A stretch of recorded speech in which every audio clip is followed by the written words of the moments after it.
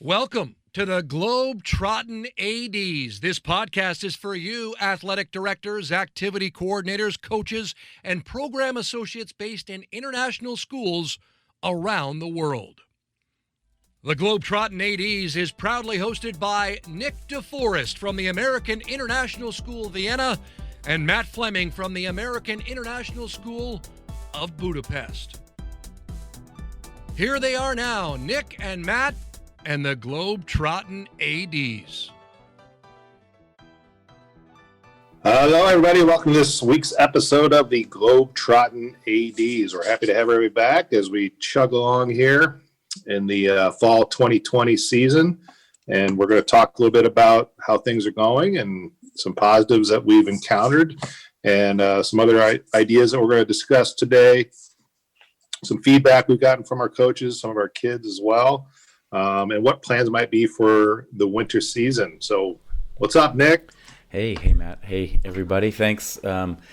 We've had a lot of interviews the last few weeks, and we were across the pond, so to speak. So unfortunately for some of you, you're just going to hear from Matt and I today. So if you're looking here from some expert in the field, you can switch off already because Matt and I are just going to have a chat here. While we're on going back to grassroots. Absolutely, right. Just us. Well, we're on break too. It's a bit more relaxed, you know. We're on our fall breaks. We've come this far where we've deserved a week off. And looking forward to it. Yeah. Yeah, we can talk a little bit about that. So as soon as we get done here, I'm taking off with my family. We're heading to the south of Hungary, down below Lake Balaton, to a place called Havies, and they've got a spa down there. We're going to relax and take a dip in the thermal lake down there and just kind of chill out. Cool. And then make our way back, about 2 hours away or so. What about you? What are you doing? Yeah, we're going tomorrow for a few days to the part of the Donau that makes a massive curve, like a 360-degree curve. It's called the Donau Schlinge, and there's a nice hotel right on the water there. So also indoor pool, relax, and just try to catch up with the family. Yeah. Well, hopefully a lot of other folks out there are taking advantage and doing the same in terms of just chilling out this week and relaxing. But we're taking a little bit of not doing that to get on with today's episode. Yeah. So let's get at it, huh? We got good stuff, though. As always, we have good stuff to talk about. And I think, I said in the beginning, we're going to talk a little bit about some feedback we've gotten from kids and coaches and parents and other folks in the community about just how happy and thankful people are that we're A, back in school as best we can be, and B, with sport programming happening, that we actually have practices after school. We have teams that are together and formed, and they're training, they're playing, they're having fun and being active. And I think the things we're going to talk about, I'm hoping a lot of schools are experiencing. If there's schools that aren't back in session yet, we hope that this is what you'll have when you guys get back in business of having sports and activities after school. Right. And our schools are pretty similar, but one main difference was that we want to have games, and we had the season plan of having some local games and going to an end of season tournament in Germany. So it would have been was a reduced season for sure, not the amount of games and tournaments we were going to have, but we definitely had hope to play some games. And this week, the week before break, we had, a massive positive and a massive negative out to our athlete community. Well, we finally had games for almost every team. We had a game against the one other local school that has teams going, Danube, and then we played a French school, Lycée, and another club came in to play some volleyball. So we had lots of excitement on campus. Kids got uniforms. We took team pictures. We had parents in watching the outdoor events. The indoor volleyball, they weren't allowed.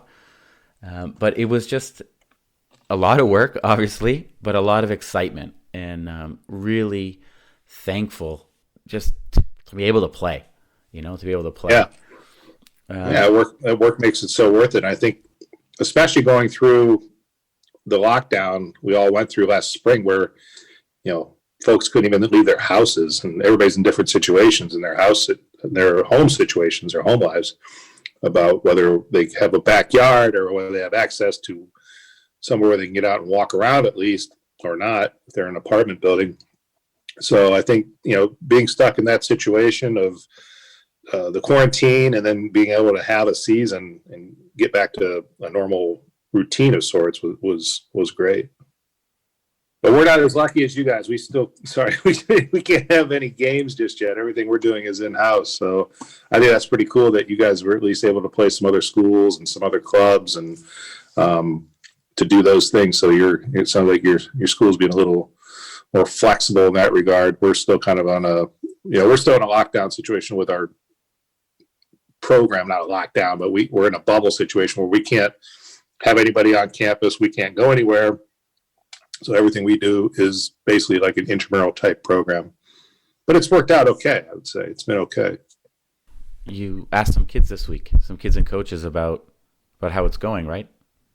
Yeah. So we had, usually it was the week before last. Usually we have it's like a spirit week where we have different assemblies. We have different themes for the day. There's, dress up days, there's sports days, we had a pajama day. We still did some of those things. But one of the things we usually do is we have a high school assembly where we celebrate all the teams. We have a little brief introduction to the teams. We give a little recap of what's going on, because that's always the big week also that we're heading out for our first major tournaments or events for the season for SKIS or for DVAC and some CSA events. So it's a big deal. In fact, that's usually, probably for you guys too, that's probably the busiest week of the year. Yeah.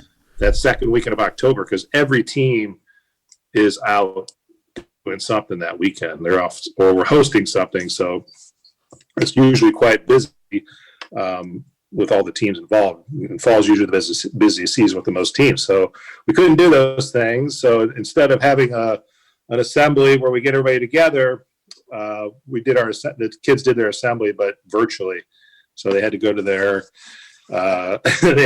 advisory classes and kind of watch videos that we had prepared for them. And so the video I prepared for them was interviews I did with some high school teams and asking the kids what their thoughts were of the season so far and their ideas of how things are going, and if they had any ideas of how things could improve or what they would like to see differently. But overall, I was really happy with their responses and the fact that, again, they're just happy to be a part of a program and a part of being with their friends, right, and being active and having fun. Yeah.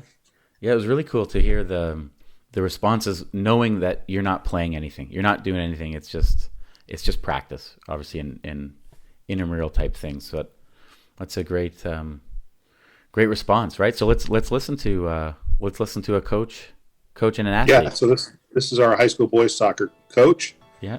Coach Rudnicki. I couldn't be happier. We've always had as our first goal is to get as many kids out as we can. And we're overjoyed this year to have around 30 to 35 boys out for the team. The spirit is high. Our second goal has always been to build team and community. And here we have guys from 9th grade to 12th grade interacting, having fun. And we've always wanted to actually have kids being better when they come off the field and then they come on. And we've seen that. Mr. Murray and I and Coach Antal and Coach Wood have seen amazing improvements in such a short time. And so all our goals have actually been met in this really short time this year. Okay, yeah, that was a great, great frame of mind to be in, right? To go into the season and take all the positives you can out of it, and not to worry about any type of result, right? Well, he's a Canadian, so he's always positive, right? He's one of our most, enthusiastic coaches for sure. He's been doing it for a long time, but his enthusiasm level never changes. It's always up. So I knew Doug would be a good one to get some feedback from. Right. But like what he said, though, was spot on. And it's great to hear that they're making progress and they're moving along as if it was a normal type of regular season. All right. And now one of your students, right? Yep. This is one of our high school girl volleyball players. I think going into the school year there was a lot of uncertainty, but having like this normalcy of coming to practice and being able to spend time with friends has really like improved the atmosphere of the school year, in my opinion. Yeah. Also, great attitude to have, right? And I think for some of my kids have the exact same perspective, in talking to them. And it's funny, the top athletes are a bit down, I'd say, in our teams. They can't compete, they can't go to the tournament. But we've had more people turn out for teams in general, and a lot of people are trying new things. There's no pressure, there's no, one girl on the soccer team says, "Yeah, I'm so happy there's no games." Yeah, I've heard that too. They're just like, which is, I get that, I can understand that. Right. It's not, for us as ADs, a lot of us are pretty competitive or former, decent level of sport competition. Yeah. So it's a little bit strange to take, but sure.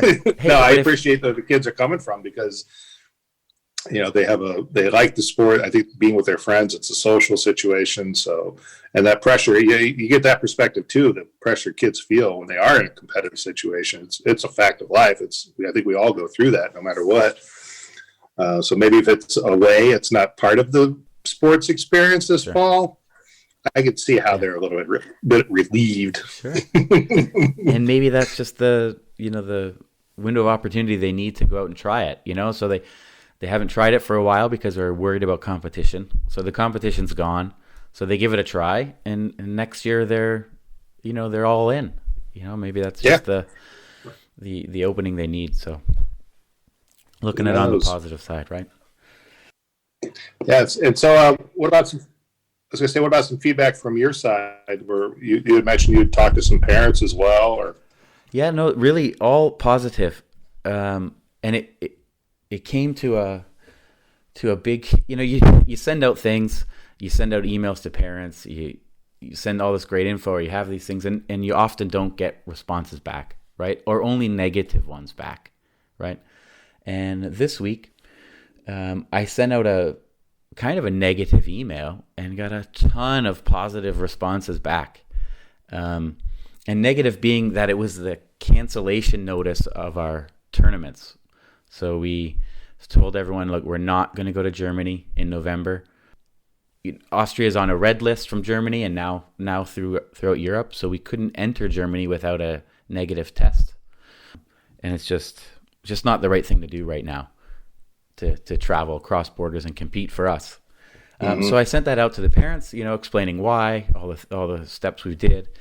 And just so many emails back saying thank you for the season, thank you for trying, obviously right decision, and even things like we would have supported you whatever the school wanted to do. If you would have still tried to go, we would have supported you as well. So really nice and not normal, I think, a type of response to anything we send out, whether it's positive or negative.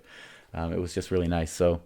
Yeah, that's great. Yeah, like you said, and like Doug said, we're thankful to be out there and doing what we can. And I know every school has to make their own decisions and about their community and what they want to offer and what they want to run and if they want to, let's say, compete or not right now. But as long as you're happy with the decision you made and you get your community on board, it's great, right? Yeah. After the fall break, what's the plan? What are you guys going to do for the rest of the fall season? Are you going to go a couple more weeks and then kind of wrap it up? We're trying to do, now that we can't travel, we're going to try to, and we'll have a nice end of season event for all the teams. So we have a few more games coming up. We have those schools back again and another club coming in. So we'll have more games after the break. Something fun. So for middle school soccer, for example, all 3 middle school soccer teams are going to mix up and play a sevens tournament. On a Saturday, we'll have boosters open and do something fun. Coaches give team awards at the end, and cool. And try to have some event, even though we can't travel. Yeah, that's good. Yeah, we don't have a Saturday event planned, but I think we'll try to do a similar thing with middle school, mix them up, and play something over the course of the last 2 days of the season, or maybe even mix it up and doing something alternative like. maybe like a kickball game or something. Yeah. Who knows? Yeah, exactly. Just something to mix in some fun, or dodgeball, or we'll see how it goes. Hey, we should mention, though, the cross country, because our cross country team is going to end up having a pretty decent season. All on their own, obviously, but thanks to Chris and Kirby and Brendan, we still have a couple events coming up. So those have been fantastic. Our middle school teams have been taking part of that, and the coaches has absolutely loved it. It's the kids have been very responsive to it, and that's another that we were talking about, numbers being up and trying new things. Our cross country numbers have been really positive this year. They're really high, and the middle school, I don't know, numbers wise for us, like we're over 30 kids on the team, which is pretty good for us, and they love it because they get a chance to get out there, and now they have a baseline, even though it's on the track. They can, they have what their 5, or I think it was 3K time for middle school, or 3.5, and they have a place where they can improve on, or a time they can improve on and then work for. So that's been very positive. Coaches and the kids really enjoyed it. Right. I think the next one they can do it in the woods as well, which is even better. Well, we had a bit of a snafu with the course for the last one. We're in a hill in the Vienna woods, so that's what we did for the first one, but our course was a bit short, so we didn't break any world records. The course was just a bit too short for the Bangkok meet, but we're gonna go down into Vienna for the next couple, somewhere flat, down by the baseball field in the Spinaldowiese. So we'll have at least a flat course for the next couple. See, my recommendation to the coach was what you do is you hike up to the highest point and make that your starting point. Yeah. And then the finish line is downhill, down by the school. Right, and roll down. So it's just all downhill.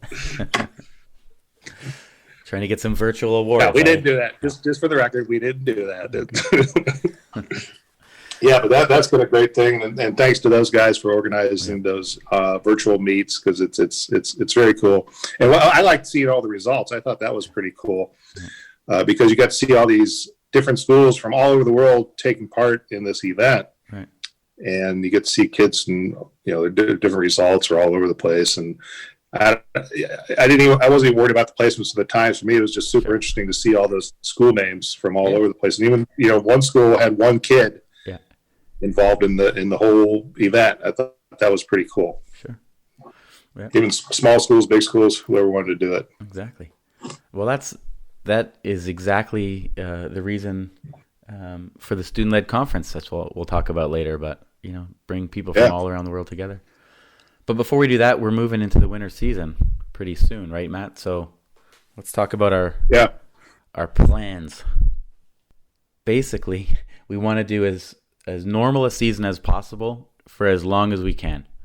We went back and forth about what we're going to offer, how we're going to do it, and that's what we decided with, because we don't know after Christmas if we will be able to have basketball. So we didn't want to delay it and maybe not have give the kids any chance to play. With new restrictions coming all the time for indoor things, and of course as we get into the winter season. So we won't have any games before Christmas, which we don't have too many of anyway. But we're going to have tryouts. We'll run our teams as normal as possible while we can, and take it from there. And add games when we can, if we can, and have a tournament at the end if we can. But that was our model for the fall, and it's worked out, and kind of a bit of normalcy, Yeah. Did you, to come up with that, I mean, I know you're thinking about other things, but did you kind of have a little go around with coaches and get their input? I know you and Andy probably chatted a lot about it, but how did you guys finally come up with that decision? Yeah, we did. We did ask, and they were all excited to have their kids in their teams, and at first I really thought, hey, before Christmas, let's have something fun, mix it up, intramural, I don't know, do some crazy thing. And obviously that would have been a lot more work. But I'm not opposed to work for sure. But we decided, to have the normal tryouts, the normal practice as much as we can, the team feeling for the kids. We also then don't mix as much. You have your team, you have your practice day. We're not mixing and matching. What about for swimming? Is swimming still going to go forward, or what would you guys decide about that? Yeah, we found out we have two instead of 4 or even 5 different pools where we have swimming. We'll get 2. So Monday, Tuesday. So one's going to be high school, one's going to be middle school. So massively reduced numbers, but we'll have kids swimming. So Great. yeah, Sure Peter will be happy. yeah, absolutely. That's good. Yeah, I'm still working on a plan. I like the idea of trying something alternative. Actually, between I would say middle of November until we go on our December break. It's just almost exactly 4 weeks. So it's kind of like I'm looking at it's still in draft form. I haven't totally decided yet. But my idea is to do like an alternative plan where we offer different activities on the different days. And I also have to find out some information about, well, what are the max numbers of kids you can have in the gym at one time? Because, when we do basketball tryouts, especially for middle school, we'll have, we could have up to 55 boys coming out for basketball and another 20 to 30 girls coming out. So you're looking at 80 kids plus the coaches in the gym space. So I have to find out what are the allowable numbers for that. So that could alternate things too. But my idea originally was to, different days offer different things, like throwing in indoor soccer, things we don't normally do in the wintertime, or net sports, still offering some basketball, some open gym basketball, or some basketball skill time where we can have the coaches doing like a kind of a camp type environment. And also asking one of our coaches to do like a functional fitness time. So we dedicated gym space, and there's a couple of different, there could be 2 1-hour groups that come, and they can just work on CrossFit type of fitness skills and get in shape a little bit. So doing those one day. So and also maybe floorball. We kind of have a little bit of a floorball community at our school, like for hockey. And so just trying to find a space where we could do that as well. So these are the things I'm toying with, and I have to make up my mind pretty quick because we're going to have to decide and announce it when we get back. So that's kind of like what I'm leaning towards, and just bouncing around with the PE teachers and the coaches. It's been fairly well received. And then starting off with basketball as normal when we get back in January, and hoping that will continue in January as normal. So we'll just have to wait and see how it goes. But that's kind of my plan going forward. Yeah. Trying something different. And I think it's kind of another part of my thing is like, we're not going to really get this kind of opportunity again, maybe, to do these alternative type winter activities. So I don't know, I was kind of excited that way. Yeah. No, and you guys just had a season of maybe no games and a different. So if you just continue with the basketball along the same lines, maybe the kids, do get bored of it, right? Yeah. Floorball. Yeah, because I think it's different for you guys with what you're allowed to do with other teams and clubs. So yeah, floorball, big community. That's it. You could get pickleball going, floorball. Could even get some British sports in there. I don't know if you have netball, rounders. Oh, done netball, done netball PE. Still haven't figured it out, but I see him doing it. Looks like fun. Yeah, so we'll see how it goes. But those are kind of the plans going forward. And we had mentioned we'd love to hear what other folks are doing for the winter season, or what their plans are going forward. So, maybe our next episode we get some feedback, or we can do a little digging and just find out what other schools are planning to do. Yeah. And or maybe that could be the next top, or we could have somebody on next time to chat about that, because I'd love to hear what other schools are planning to do for their winter seasons going forward. Yeah, Dave Hughes was on at the beginning of this season. Was talking about a 4-week program, activity program while they were out. So there's lots of other things up in the air. So yeah, write us an email, drop us a line, tell us what your school's going to do, if it's normal or different, or with the Christmas break, like you said, Matt, there's an opportunity to do something before Christmas, and then come back normal after. And hopefully by then maybe who knows, maybe we'll get some tournament action or something. Who knows? Yeah, exactly. Yeah. All right, well, let's take a quick ad break, and we'll come back with our last topic of conversation for the day. Sounds good. Coach Evaluator is the premier coach evaluation software for schools and athletic organizations and preferred coach evaluation solution of the NIAAA and the Positive Coaching Alliance. The system is completely customizable with an always growing evaluation template library for athletic directors to reference. There are not only evaluations for ADs to use, but also self-evaluations and parent-player evaluations of coaches. Learn more about digitizing and simplifying your coach evaluation process by visiting www.coachevaluator.com. Mention Globetrottin ADs to receive a $200 discount on the yearly rate. Kukri are a global multi-sport clothing brand specializing in providing the world's most prestigious schools with bespoke made and designed team uniforms for students of all standards and abilities. If you are frustrated by inconsistent colors, branding, costs, and sizing across your school's uniforms, then it's time to discuss an offering where every sport is available from softball to soccer for male and female athletes at rates to suit your budget. To find out how Kukri could elevate the apparel of your student athletes to a professional level, email the team at contact@kukrisports.com. A dedicated sales manager will offer you a quote today. Mention this ad and receive a special offer on your coach or PE staff order. Okay, well, we're back and we want to talk about the next, initiative that we've got out there, and that's our Student Athlete Leadership Conference. I hope all, if not many of you, have already heard and are going to sign up for it. It's not till February 12th, but we want the information out now because we know working with students doesn't happen right away. It's not like PD for us.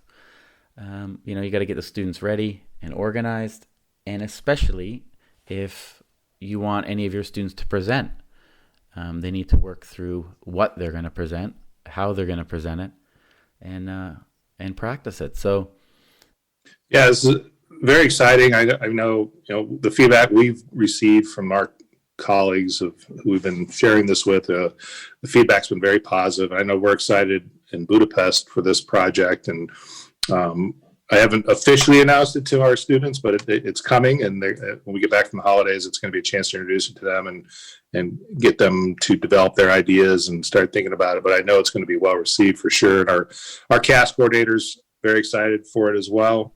So it's going to be a great opportunity for these kids to connect and present and hear from each other and learn from each other. Right.